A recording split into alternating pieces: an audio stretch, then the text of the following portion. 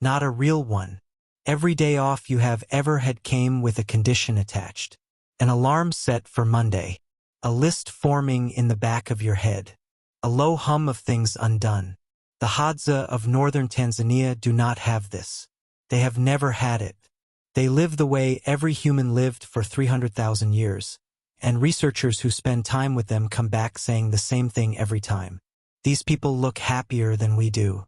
The question is not why they look that way. The question is why we stopped. In 1968, an anthropologist named Richard Lee published something that should have changed the conversation about human history permanently. He had spent years living with the Kung Bushmen of the Kalahari Desert. He had tracked their time down to the minute, weighed their food, timed their hunts, followed them through every hour of every day. And when he added it all up, the number that came back was 15 hours per week. That was everything. Every calorie gathered, every shelter maintained, every fire built and tended. 15 hours and the rest belonged to them. The standard story of human progress goes like this. Our ancestors had brutal, desperate lives. Every waking hour spent clawing survival from a hostile world. Agriculture saved us. Industry saved us again. And now, at the top of this long climb, we have comfort and safety in time. That story is not supported by the data. Lee called early humans the original affluent society. He did not mean they were wealthy. He meant they had time. And the data from every hunter-gatherer group studied since has told the same story. The Hadza, the Ache of Paraguay, the Agda of the Philippines, all of them working somewhere between 15 and 20 hours a week to stay alive and fed. All of them spending the rest of the day doing something else entirely. So what were they actually doing? The first hour of every Hadza day begins before the work does. You wake with the light. Not an alarm, not a schedule. The temperature shifts, the camp stirs, and you open your eyes. The people around you are the same 25 to 30 people who were there yesterday and will be there tomorrow. You have known every single one of them your entire life. Your grandmother sleeps a few feet from your children. There is no commute. There is no performance required before your first cup of anything. The day starts in conversation. Anthropologist Polly Wiesner spent decades studying the Bushmen and documented something that researchers kept finding across every group they studied. Hunter-gatherers talked constantly, hours of it every day. And this was not small talk in the way we have come to use that phrase, something to fill silence, something to endure. This conversation was the operating system of the camp. Who gave generously last week and who held back? Who was struggling and needed the group to close in? Who had found a good foraging patch and where? Who had told a story the night before that was still being turned over and laughed about in the morning? The conversation was the social maintenance, the legal system, the news, the therapy, and the entertainment all running simultaneously. Wiesner found something else when she analyzed the content of those conversations across time of day. During daylight hours, most talk was practical. Information about food, about the land, about the people in the camp. But at night, around the fire, something shifted. The proportion of storytelling jumped dramatically. Stories about the ancestors, about hunts that happened years ago, about the time someone did something extraordinary and what it meant. Wiesner called this the campfire effect. She argued that this nightly storytelling around fire was not recreation. It was how the Hadza transmitted everything that mattered: values, history, social expectations, the identity of the group itself, across generations without writing a single word of it down. Then the work begins. And it is nothing like the work you know. The men gather in the late morning for the hunt. A Hadza hunter might walk 15 to 20 kilometers in a day, tracking a wounded animal for hours through terrain that requires total physical and cognitive engagement. Reading broken branches, reading the angle of crushed grass, smelling the air, adjusting constantly. Frank Marlowe, who studied the Hadza for decades, found that on any given day most hunters come home empty-handed. A successful kill happens roughly once every few days. The hunt is unreliable. It is also completely absorbing in a way that almost no modern work ever is. While the men hunt, the women gather, and this is where most of the camp's calories actually come from. Hadza women provide more than half the group's food.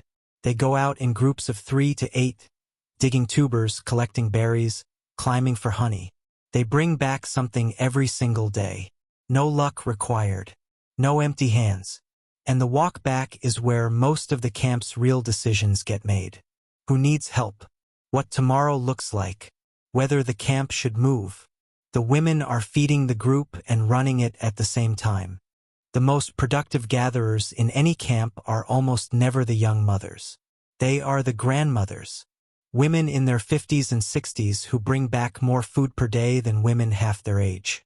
Anthropologist Kristen Hawkes spent years documenting this and named it the grandmother hypothesis.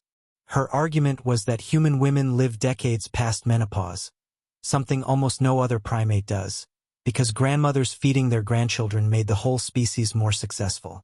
The oldest women in the camp are not a burden on the group. They are the most reliable calorie source it has. Midday, the camp slows. This is not laziness. This is biology. The heat at midday on the African savanna is not something you work through. It is something you survive by not working through. People nap. They sit in shade. They repair tools, weave grass, groom each other.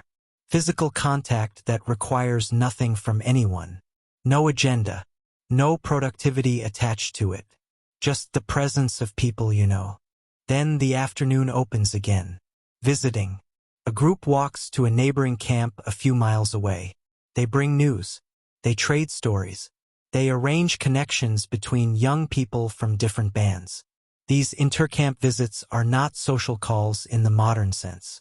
They are the infrastructure of the entire society. The Hadza maintain a web of relationships across dozens of camps. And those relationships are what they fall back on when their own camp has a bad season. The visit is the insurance policy. Evening is for cooking and for fire.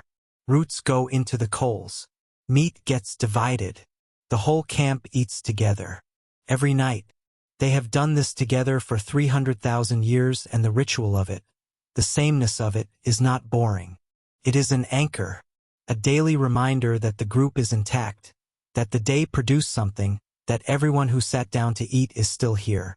And then the storytelling begins. Here is the part that gets left out of almost every account of ancient human life. These people were not just surviving. They were not just eating and sleeping and waiting for something better to arrive.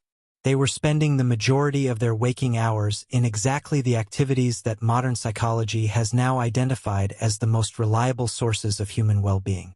Deep social connection, physical movement through meaningful terrain, play, rest taken without guilt, purpose that was visible and immediate, work that ended, an evening that belonged to no one.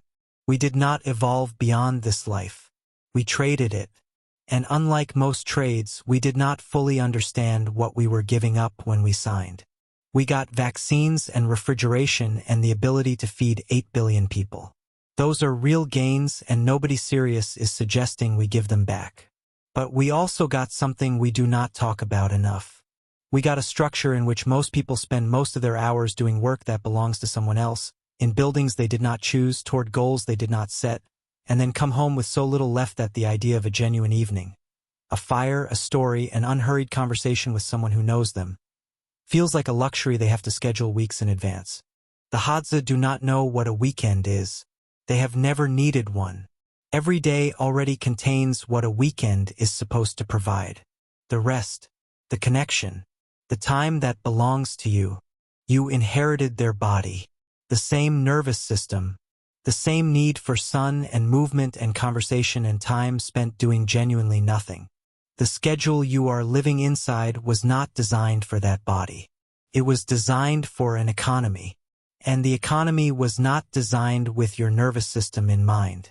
The Hadza are not behind us. They are running a different system. One that is 300,000 years older, substantially better tested, and built specifically for the animal that you are. The question is not whether we can go back. We cannot. The question is whether we can look at what they kept and ask with some honesty what exactly it was that we threw away.